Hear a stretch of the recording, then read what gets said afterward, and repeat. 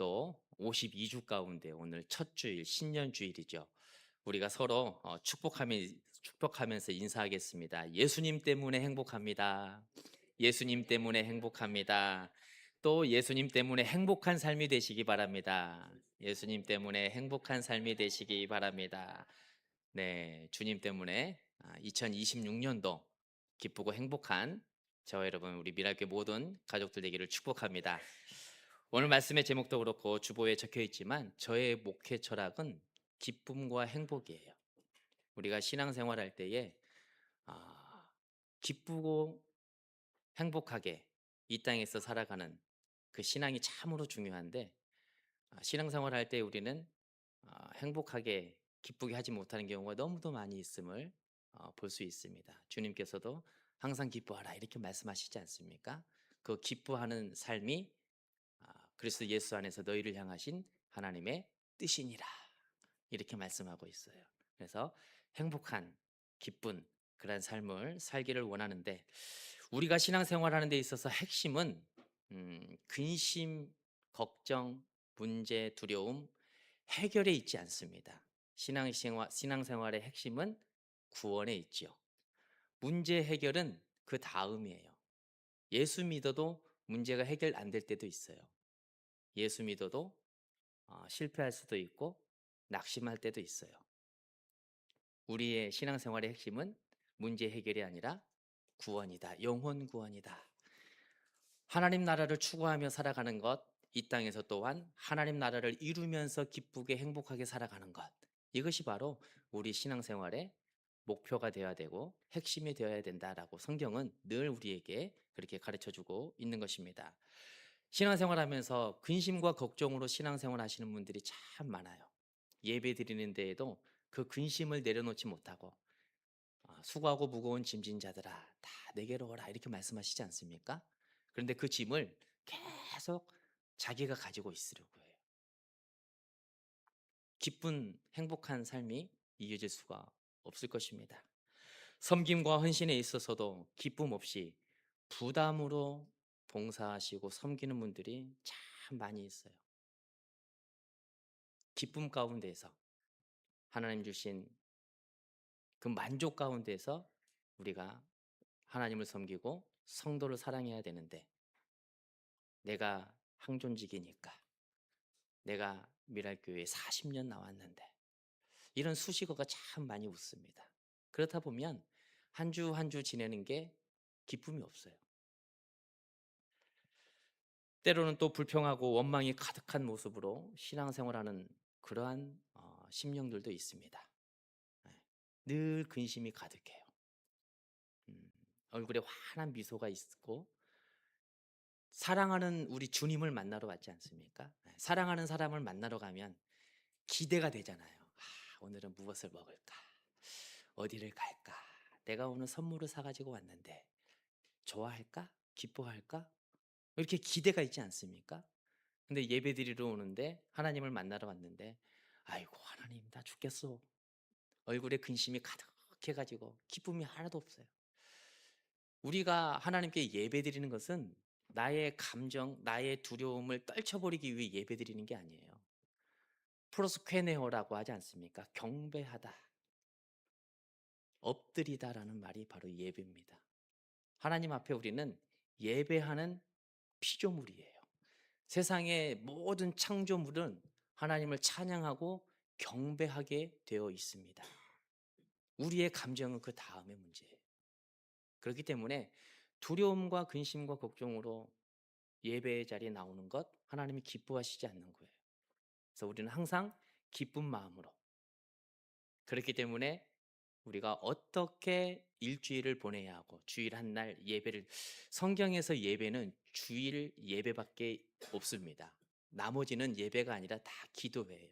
그래서 수요 기도회. 저희는 수요 예배로 이제 예전에 미랄교회 와서 보니까 수요 예배로 표기가 돼 있더라고요. 그래서 이제 그거에 좀 익숙해져 있기 때문에 예배로 지금 표기를 해놨는데 수요 예배, 금요 예배, 다 예배, 새벽 예배, 새벽 기도회, 수요 기도회, 금요 기도회 다 기도회예요. 예배는 주일날 예배드리는 이 한 날, 이 한 날만 예배인 것입니다. 그렇기 때문에 한 주간 내가 하나님을 만나기 위해서 예배의 처소에서 하나님을 만나기 위해서 어떻게 지내야 되는가 기대하면서 기뻐하면서 이 날을 기다리는 것. 그게 바로 예배자의 건강한 모습인 것입니다. 여러분 이 땅에서 삶은 주님이 아닌 그 어떠한 것으로든 행복을 지킬 수가 없다라는 것 우리는 너무도 잘 알고 있어요. 성공을 하면 행복할 줄 알고 기뻐할 줄 알고 열심히 땀 흘리고 노력해서 최고의 자리에 내가 원하는 자리에 다 올라가요. 그런데 기쁨이 사라지죠. 올라가는 순간 행복이 사라지죠. 그 자리 누가 빼앗지는 않을까? 밀려나지는 않을까? 근심하고 걱정해요.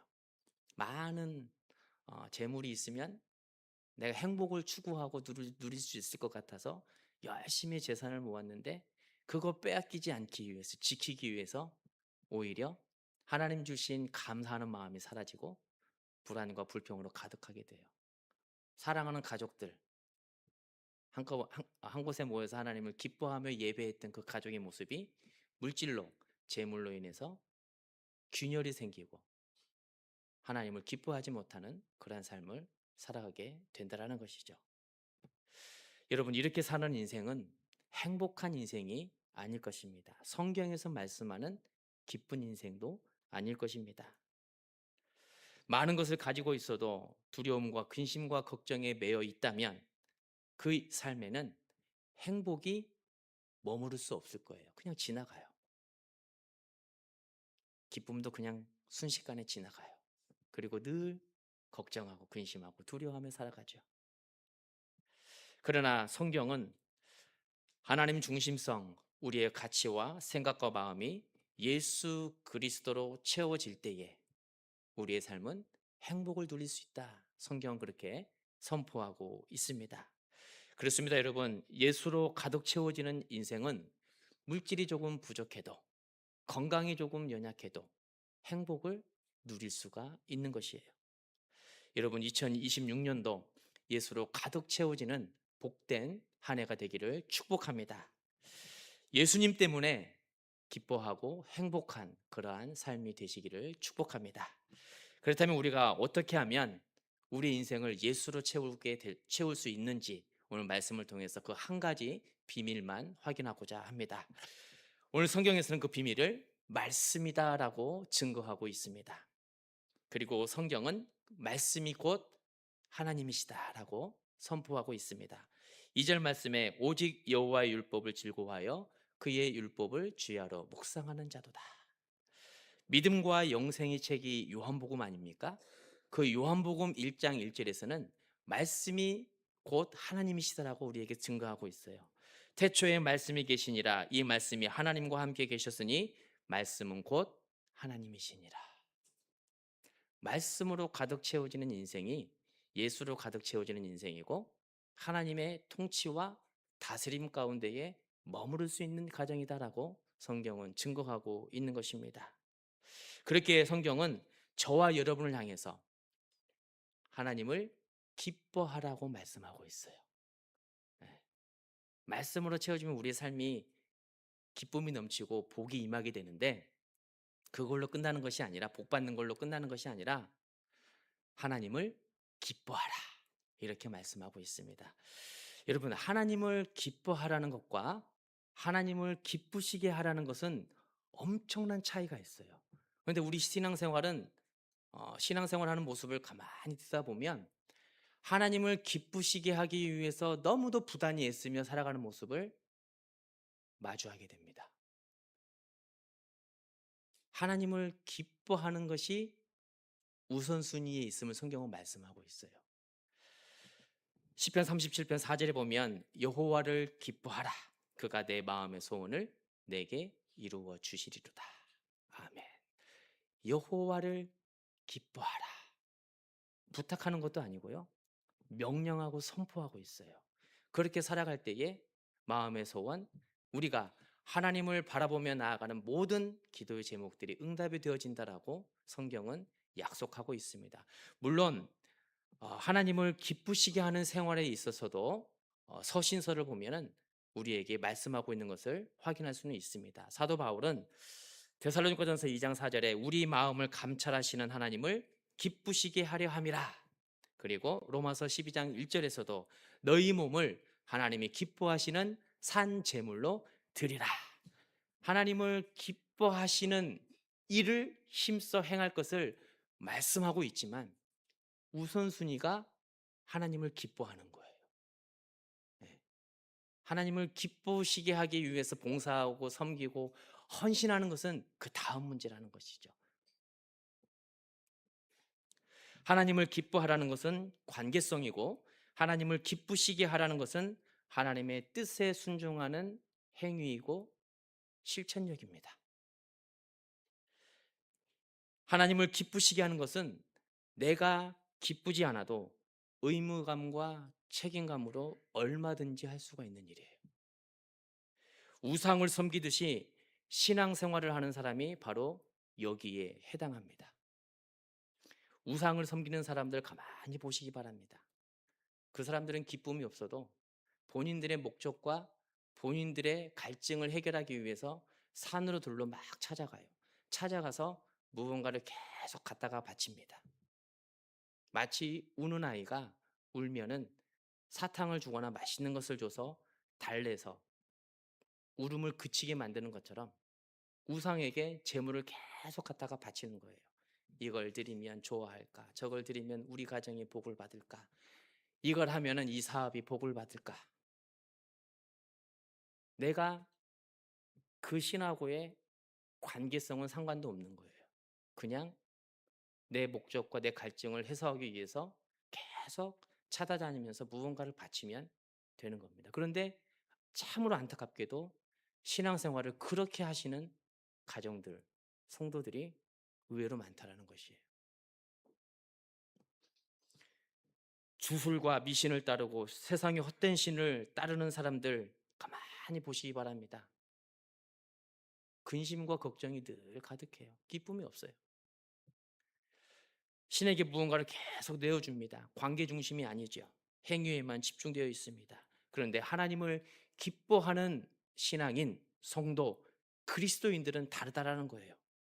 하나님과 나와의 관계가 기쁨이 되는 관계에 있기 때문에 의무감으로 섬기지 않아요. 사랑으로 섬겨요. 경외함으로 섬기며 하나님을 경배하고 예배한다라는 거예요. 내가 직분자이고 항존직이기 때문에 예배드리지 않습니다.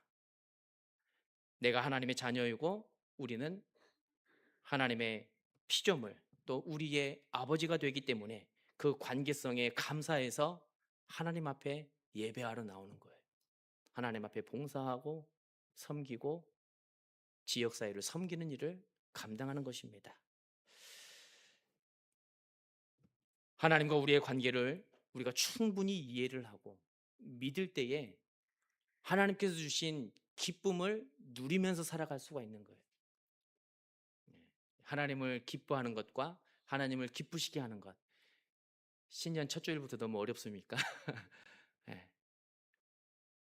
하나님을 기뻐하는 그러한 삶을 살아가야 하는 것입니다. 예를 들어서 내 식구가 한 가정에서 이렇게 살고 있어요. 애들이 집에서 장난감을 가지고 아주 재밌게 놉니다. 본인들끼리 형아 형아 누나 누나 하면서 동생이랑 재밌게 놀아요. 그런데 현관에서 띠띠띠띠 하는 비밀번호 누르는 소리가 들리죠. 엄마가 오고 아빠가 퇴근해서 들어오는 시간이에요. 그때 애들이 얼굴에 기쁨이 싹 사라지고 아빠가 들어올 때 그냥 안녕하세요 하고 다녀오세요 하고 인사만 하고 자기 방으로 들어간다면 그 가정은 기쁨의 공동체가 아닐 거예요.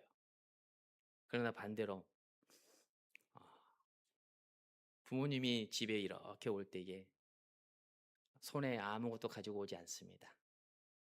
그냥 단순히 붕어빵 하나 이렇게 몇 마리 사가지고 딱 들어오죠. 애들이 놀다가 현관 비밀번호 누르는 소리가 막 들릴 때 엄마, 아빠 하면서 뛰어가는 그 가정. 그것이 바로 하나님을 기뻐하는 것과 똑같다라는 거예요. 엄마, 아빠가 있으면 그걸로 족하다는 거예요. 엄마, 아빠가 손에 무엇을 들고 오는지 어떤 선물을 사가지고 오는지 그것은 둘째 문제예요. 하나님을 기뻐하는 것은 그 존재 관계성입니다. 우리가 신앙생활을 그렇게 해야 되는 거예요. 하나님을 기뻐하는 가정, 하나님을 기뻐하는 공동체. 그럴 때 이 하나님께서 우리에게 주시는 행복이 우리 가정 가운데에 머무를 수가 있는 거예요. 여러분, 우리 신앙생활 하나님 때문에 기뻐하는 그러한 신앙생활이 되시기를 축복합니다. 오늘 본문의 말씀 1절부터 2절, 3절까지도 보시기 바랍니다. 1절을 복 있는 사람은 이렇게 시작하면서 어떻게 살아가야 될지, 악인의 꾀를 따르지 않고 오만한 자들의 자리에 하지 않고 그들과 함께 살아가지 말라라는 것을 말씀하고 있어요. 어떻게 살아가는 것이 복 있는 사람인지를 말씀하면서 2절은 삶의 실천력 행위보다 하나님과의 관계성에 더 집중해서 우리에게 선포하며 우선순위를 말씀합니다. 오직 여호와의 율법을 즐거워하여 그의 율법을 주야로 묵상하는 자로다. 1절에서 말씀하는 삶의 자세도 분명히 우리의 신앙생활 가운데 있어야지 됩니다. 우리 성도의 삶의 핵심은 그렇지만 하나님의 말씀인 거예요. 하나님과 관계성이 그 무엇보다도 중요한 것입니다. 이것을 놓치면 우리의 신앙생활은 우상을 섬기는 그들과 다를 바가 하나도 없는 것이에요. 매주일 예배를 드려도 무언가를 계속 바치는 우상과 다를 바가 없는 것입니다. 여러분, 세상의 온 우주 만물이 다 하나님의 것 아닙니까? 그런데 하나님께 우리가 조그마한 것을 드린다고 해서 하나님이 기뻐하신다면 그 하나님은 창조의 하나님이 아니실 거예요. 성경에서 말씀하는 생명을 주관하시는 구원자가 아니실 거예요. 신앙의 핵심은, 믿음 생활의 핵심은 드리고 바치는 것이 아니라 하나님을 기뻐하는 것에 있다라는 것을 우리는 기억해야 되는 것입니다. 예수님 때문에 행복하고 하나님 때문에 주님께서 우리 가정의 통치자가 되어주셔서 기뻐하는 인생의 말로 행복한 신앙을 이루는 것이다라고 성경은 말씀하는 것입니다. 여러분, 올 한 해도 열심히 부지런히 봉사하시고 섬기시고 많이 사랑하시기 바랍니다. 그러나 하나님을 더 기뻐하시는 그런 한 해가 되시기 바랍니다. 우리의 행동은 하나님을 사랑하는 것에 대한 응답이에요. 사랑하는 사람과 같이 있으면 뭘 자꾸 섬기려고 하지 않습니까? 네, 나도 추운데 내가 사랑하는 사람 안전하게 바래다 주려고 먼 곳까지도 갈 수 있는 것. 그게 바로 사랑에 대한 응답이고 표현이고 반응이에요. 교회를 섬기고 성도를 사랑하고 지역사회를 섬기는 것도 이와 같아야 되는 거예요. 하나님을 사랑하기 때문에 그 사랑에 너무 감사하고 우리 주님께서 나를 구원하여 주셨기 때문에 그 구원의 은혜가 너무 커서 오늘도 제가 하나님 이렇게 섬기며 나아갑니다. 이 기쁨 영광을 받아주옵소서. 이 모습이 성경에서 말씀하는 건강한 신앙생활의 모습이고 성도가 추구해야 되는 삶의 모습이다라고 성경은 말씀하고 있는 것입니다. 하나님을 기뻐하는 응답으로 여러분 예배 자리를 지키시고 하나님을 기뻐하는 반응으로 2026년도를 힘있게 섬기시기 바랍니다. 말씀이 되신 우리 주님을 밤이나 낮이나 매일 묵상하고 생각하면서 행복한 신앙, 행복한 가정, 행복한 교회를 이루는 저와 여러분 이렇게 모든 교우들 되기를 축복합니다.